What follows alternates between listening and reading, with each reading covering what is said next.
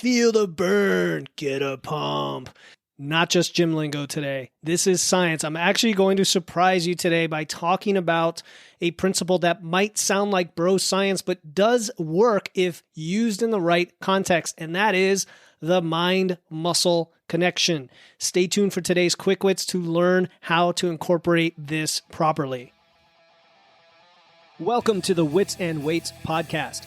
I'm your host, Philip Pape, and this twice-a-week podcast is dedicated to helping you achieve physical self-mastery by getting stronger, optimizing your nutrition, and upgrading your body composition. We'll uncover science-backed strategies for movement, metabolism, muscle, and mindset with a skeptical eye on the fitness industry so you can look and feel your absolute best.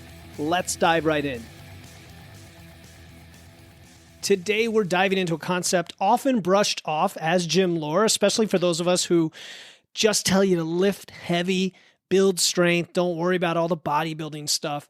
But today, I'm speaking more to the intermediate advanced lifter who is curious about the mind-muscle connection. Yes, it sounds like something out of a muscle magazine from the 80s, but there is real science behind it. But first of all, what is it? Simply put, it's focusing on engaging the muscle you're working. It's actually another form of mindfulness. Now think about it. When you're doing a bicep curl, are you just hoisting it up, or are you really thinking about each element of the movement, about squeezing your biceps the whole way through? Studies, including by lots of people you would know, like Dr. Brad Schoenfeld, for example, have shown that focusing on the muscle being worked can actually enhance muscle activation, which does mean better workouts, more effective results. But how do you do this? I would say it starts by slowing down. And actually, this is a good principle for a lot of what we do in the gym. Instead of just going through mindlessly and slamming the weights and potentially leaving so many gains on the table, lift slower and with intent. Don't crank out the reps. Focus on each phase of the movement. When you're doing a leg press, think about your quads and glutes and how they are driving the movement all the way through and then coming back into the eccentric. Visualization is part of this, right? Imagine the muscle fibers contracting and lengthening. It not only improves your form because, examining what you're doing will help with your form, but it also deepens the connections between your brain and muscles, which can also potentially lead to more efficiency. It's yet another form of neuromuscular adaptation. And let's not forget about the load, right?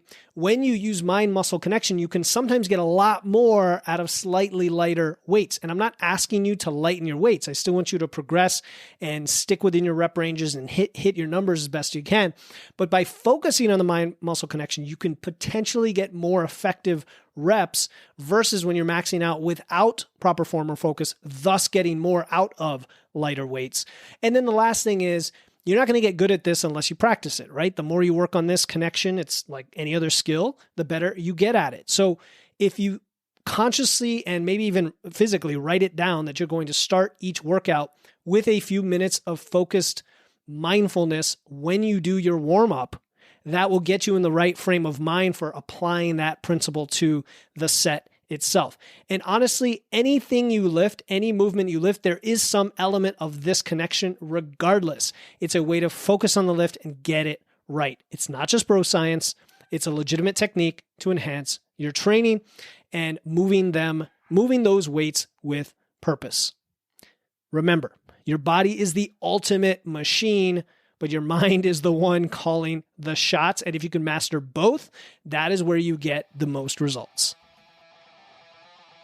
Thank you for tuning in to another episode of Wits and Weights. If you found value in today's episode and know someone else who's looking to level up their wits or weights, please take a moment to share this episode with them. And make sure to hit the follow button in your podcast platform right now to catch the next episode. Until then, stay strong.